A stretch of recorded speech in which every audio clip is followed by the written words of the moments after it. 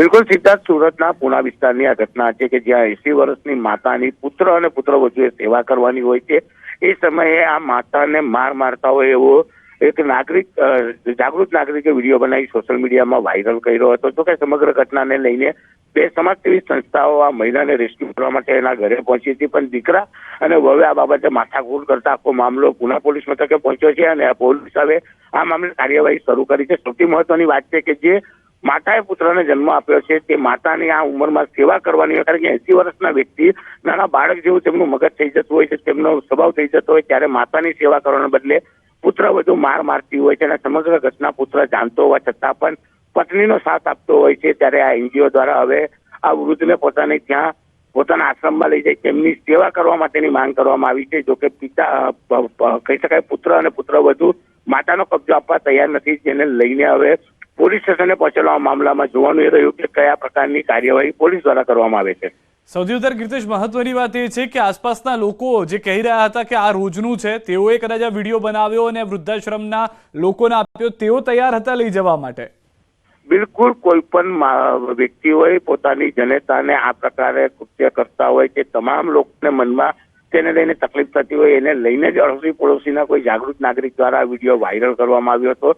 Video viral થતાની સાથે જ સમાજસેવી સંસ્થાઓ અહીંયા મદદ માટે પહોંચી હતી, પણ પરિવારે વિરોધ કરતા મામલો પોલીસ સ્ટેશને પહોંચ્યો છે. સૌથી મહત્વની વાત તો સિદ્ધાર્થ, સુરતમાં એક નગર સેવક એટલે કે કોર્પોરેટર એવા છે કે જે વૃદ્ધાશ્રમ ચલાવે છે, જ્યાં પુત્ર અને પુત્રવધુઓ જે માતા પિતાને કાઢી મૂકે છે તેમની લાવીને સેવા કરે છે અને તેમની અંતિમ ક્રિયા પુત્ર બનીને તેઓ દ્વારા કરવામાં આવતી હોય છે. એટલે કે આવા ઘણા બધી સંસ્થાઓ છે, પણ આ ઘટનામાં જે રીતે 80 વર્ષની માતાને રાખવાની જગ્યાએ તેને મારવાની વાત છે, ત્યારે આ બંને સંસ્થાઓ દ્વારા માતાના કબજા માટે પોલીસ સ્ટેશનમાં ફરિયાદની કામગીરી ચાલી રહી છે. ત્યારે બીજી બાજુ આ જ 80 વર્ષની વૃદ્ધાના પુત્ર અને પુત્રવધુ પણ સામે ફરિયાદ કરતા હોય તેવી વિગતો સામે આવી રહી છે. જો કે આ મામલે પોલીસ કયા પ્રકારની કાર્યવાહી કરે છે સિદ્ધાર્થ, તે સૌથી મહત્વની વાત છે. આભાર કીર્તિશ સમગ્ર માહિતી બદલ. તો હાલમાં પૌત્રને પણ આપ જોઈ રહ્યા છો, જે મહિલા મારી રહ્યા હતા તે મહિલાને પણ આપ દ્રશ્યોમાં જોઈ રહ્યા છો. આ તમામની ઘટનાઓને લઈને એક સવાલ ઉભા થઈ રહ્યા છે અને આ સવાલો એ છે કે શા માટે અશક્ત વૃદ્ધા પર અત્યાચાર કરવામાં આવી રહ્યો છે, જે અત્યાચારી વહુ ત્યાં જોવા મળી રહી છે. સૌથી વધારે મહત્વની વાત, વહુથી કેમ નથી સચવાતા વૃદ્ધ સાસુ કે જેઓ વારંવાર તેઓને મારી રહ્યા છે? એક બે વાર નહીં, રોજિંદી એ ઘટના છે. શું માવતર માર ખાવા માટે છે? કારણ કે માવતરને ના પોતાના એટલા આલિશાન મકાનમાં જગ્યા આપવામાં આવી છે, બહારના પેસેજમાં રાખવામાં આવ્યા છે. માર ખાવા માટે જ માવતર સંતાનોને ઉછેરે છે? એ સવાલ સ્વાભાવિક રીતે જે પણ લોકોમાં માનવતા છે તેઓને થતો હશે. ઘડપણની લાકડી બનાવવા બદલ લાત કેમ મારવામાં આવી રહ્યા છે? માવતર જે અત્યારના અશક્ત છે તેઓ ઈચ્છી રહ્યા છે કે તેમને સાથ સહકાર મળે, તેની બદલે તેઓને મારવામાં આવી રહ્યો છે. તો આ તમામ સવાલો છે કે જે સામાન્ય વ્યક્તિને, જેની અંદર સંવેદના હોય, તમામ લોકોને થતા હશે. અને એ પણ થઈ રહ્યા છે કે કેટલાક લોકો એવું પણ વિચારી રહ્યા છે કે જે આ ઘટના ઘટી છે, જે તાલિબાની મારવામાં આવી રહ્યો છે, જાણે તાલિબાની સજા આપવામાં આવતી હોય સાસુને, તેવા દ્રશ્યો જોવા મળી રહ્યા છે. તો તેને લઈને કાર્યવાહી કડકમાં કડક વહુ ઉપર પણ થાય, તેના એ પુત્ર ઉપર પણ થાય કે જે જાણે છે છતાં કંઈ કહેતો નથી, ને તેના એ પૌત્ર ઉપર પણ થાય કે જે પૌત્ર પોતાને દાદીને, પોતાની બાને આ રીતે માર ખાવા અહીંયા રાખવા તૈયાર છે, પરંતુ વૃદ્ધાશ્રમમાં જ્યાં આગળ તેઓની કેળવણી થશે, જ્યાં તેઓને સાચવવામાં આવશે, ત્યાં લઈ જવા માટે તેઓ તૈયાર નથી થઈ રહ્યા.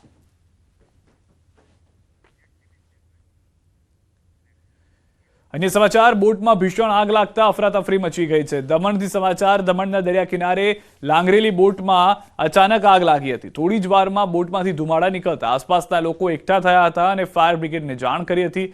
ઘટનાની જાણ થતાં જ ફાયર બ્રિગેડની ટીમ તાત્કાલિક પહોંચી હતી ઘટના સ્થળે અને બોટમાં લાગેલી આગ પર કાબુ મેળવવા પ્રયાસ કર્યા હતા.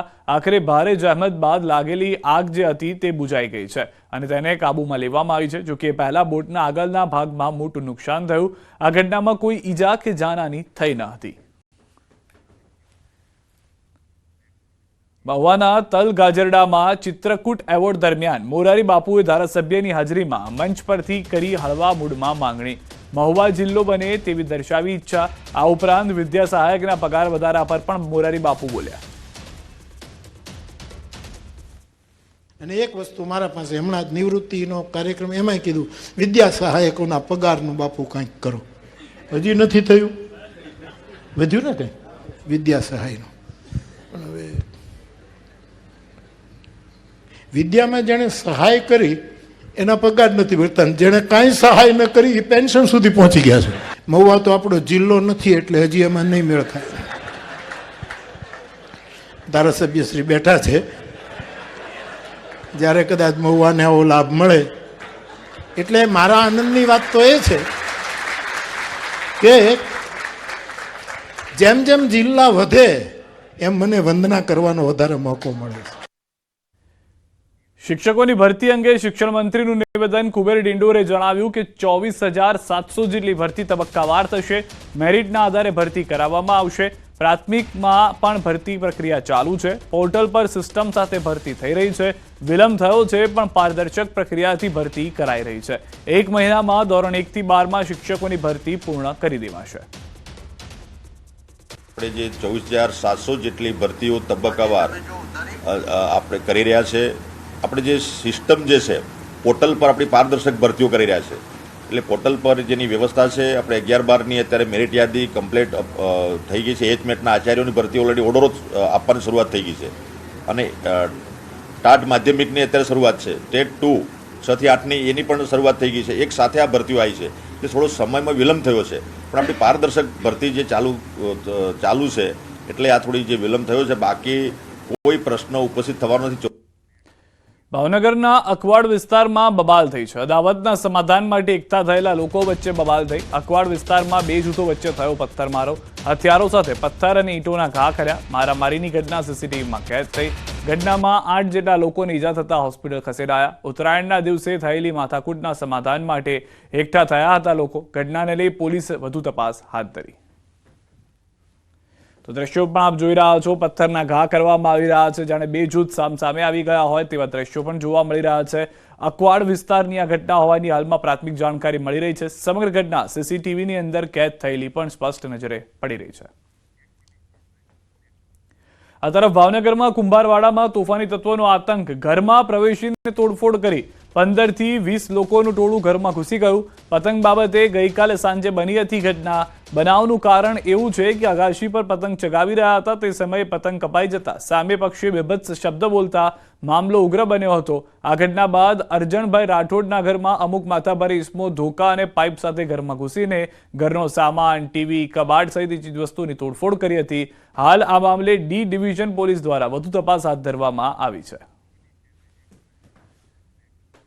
રાજકોટમાં અસામાજિક તત્વોનો આતંક. અજાણ્યા તત્વોએ પેટ્રોલ બોમ્બ ફેંક્યા. યુનિવર્સિટી રોડ પર નકળંગ ટી સ્ટોલની ઘટના છે. મોડી રાત્રે ગ્રાહકો હાજર ન હોવાથી દુર્ઘટના ટળી છે.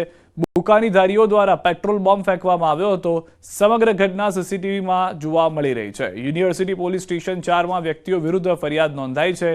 જયદેવ રામાવત, ચિરાગ બાવાજી અને અજાણ્યા 2 વ્યક્તિ વિરુદ્ધ નોંધાઈ છે ફરિયાદ. પાનની દુકાનમાં 100 રૂપિયા આપવા બાબતે થઈ હતી માથાકૂટ. ટી સ્ટોલ સંચાલક જિલ્લાભાઈ ભરવાડે માથાકૂટ કરવાની ના પાડતા આરોપીઓએ જ્વલનશીલ પદાર્થ ભરેલ બોટલ ફેંકી દહેશત ફેલાવવાનો કર્યો હતો પ્રયાસ. કઈ લોકો પીધેલી હાલતમાં એટલા હતા કે એને કોઈ ખબર નહોતી, ભાનમાં નહોતા કે બસ અમારે પૈસા પાછા નહીં લેવા, તમને લોકોને મારવા હે, છરીઓના ગોદા મારી દેવા હે. આવા તો મારવાની ગણતરીમાં આવેલા. પછી અહીંથી જતા રહ્યા એ લોકો. પછી પરત પાછા આવેલા.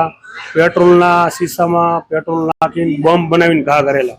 જે વિડીયો આવેલા ઓલરેડી તમે જોયેલા હશે કે જે ત્યાં કોઈ હાજર કોઈ માણા નહોતું તો કરી માણાને બહુ ઈજા થાય એવું હતું. આરોપી દ્વારા 3 બીજા મિત્રો સાથે મળીને એક બોટલમાં જ્વલનશીલ પ્રવાહી લઈને આરોપીની ફરિયાદીની હોટલને સળગાવવાનો પ્રયત્ન કરેલ. હાલાકી આમાં કોઈને ઈજા અથવા કોઈ પણ પ્રકારનું નુકસાન ન થયેલ. આરોપી જ્યારે પકડવામાં આવશે તો આરોપીની ગહેન પૂછપરછ કરવામાં આવશે કે પેટ્રોલ ક્યાંથી લાવવામાં આવ્યા હતા અને જે એમને બોટલમાં કોઈ પેટ્રોલ પંપ દ્વારા વેચાણ કરવામાં આવ્યો હશે તો એના વિરુદ્ધ પણ કાર્યવાહી કરવામાં આવશે. રાજકોટ શહેરમાં અસામાજિક તત્વો બન્યા છે બેફામ. રાજકોટમાં વધુ એક મારામારીનો બનાવ સીસીટીવીમાં કેદ થયો છે. શહેરના 80 ફૂટ રોડ પર થઈ હતી મારામારી. સત્યમ પાર્ક સોસાયટીમાં નીલકંઠ પાનમાં બન્યો છે બનાવ. ઘટનાના સીસીટીવી ફૂટેજ આવ્યા છે સામે.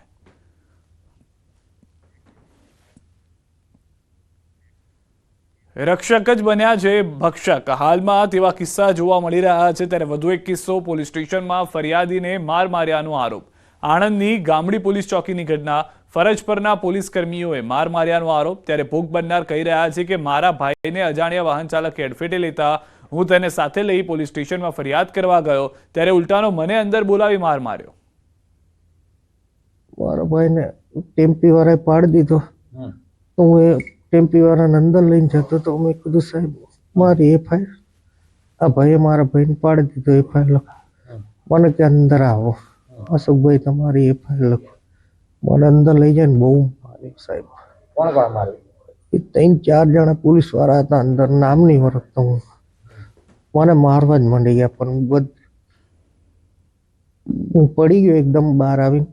બધા મને ઉઠાઈને લઈ ગયા ફરિયાવાળા બહાર. એએમસી ઇજનેર વિભાગના કર્મીઓનો હોબાળો. પડતર પ્રશ્નો સાથે એએમસી કચેરી બહાર દેખાવ. આગામી સમયમાં માસ સીએલ પર જવાની પણ ચીમકી. એએમસી બિલ્ડિંગ ખાતે સરદાર પટેલની પ્રતિમા પર પુષ્પાંજલિ અર્પણ કરી. અમદાવાદના બોપલ વિસ્તારમાં જ્વેલર્સમાં થયેલ લૂંટ કેસમાં પોલીસે 4 આરોપીની ધરપકડ કરી લીધી છે. આરોપીઓને પકડવા 10થી વધુ ટીમો કામે લાગી હતી. પોલીસે આરોપીઓને યુપીથી સકંજામાં લીધા. મુખ્ય આરોપીએ 5 જ્વેલર્સમાં રેકી કરી હતી, પરંતુ કનકપુરા જ્વેલર્સથી ભાગવામાં આસાની રહેશે જે હેતુથી ત્યાં પ્લાન બનાવ્યો હતો. લૂંટ કરતા પહેલા તેઓ યુપીથી હથિયાર લઈ આવ્યા હતા.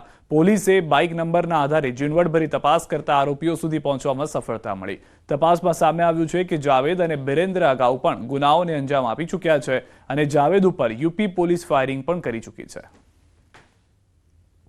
લૂંટમાં જે 4 મુખ્ય આરોપી છે, 4ના 4 આરોપી અત્યારે અટક કરવામાં આવ્યા છે. એ 4 આરોપી જે 4 આરોપી યુપીના છે, એમાંથી 2 આરોપી ફરુખાબાદના છે, 1 આરોપી અલીગઢનો છે અને 1 આરોપી બુલંદશહેરને પાસે એક ગુલાવઠી કરીને જગ્યા છે ત્યાંના છે. અમદાવાદના પેલેડિયમ મોલ પાસે બવાલનો મામલો. 6 આરોપીઓને કોર્ટમાં રજૂ કરાયા. વસ્ત્રાપુર પોલીસે પકડેલા 6 આરોપીઓને કોર્ટમાં રજૂ કરાયા. કોર્ટે પોલીસની રિમાન્ડ અરજી રદ કરી. વસ્ત્રાપુર પોલીસે આરોપીની વધુ પૂછપરછ માટે 7 દિવસના રિમાન્ડ માંગ્યા.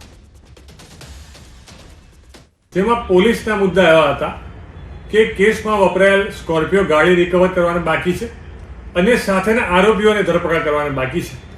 સામે બચાવ પક્ષનો કેસ એવો હતો કે આરોપીઓને 72 કલાકથી કસ્ટડીમાં રાખ્યા છે અને આરોપી પ્રિન્સને ઢોર માર મારેલ છે, જેથી નામદાર કોર્ટે આરોપીઓની અરજી સ્વીકારતા પોલીસે રિમાન્ડ અરજી રિજેક્ટ કરેલ છે. અમદાવાદમાં ડિજિટલ અરેસ્ટ મામલે સોલા પોલીસને સફળતા મળી. સોલા પોલીસે જૂનાગઢથી 4 આરોપીની અટકાયત કરી. ડિજિટલ અરેસ્ટ કેસમાં મુખ્ય સૂત્રધાર પ્રિન્સ પટેલ અને જયમીન ગિરી ગોસ્વામીની ધરપકડ કરી છે. મુંબઈ ક્રાઇમ બ્રાન્ચના અધિકારીના નામે એરેસ્ટ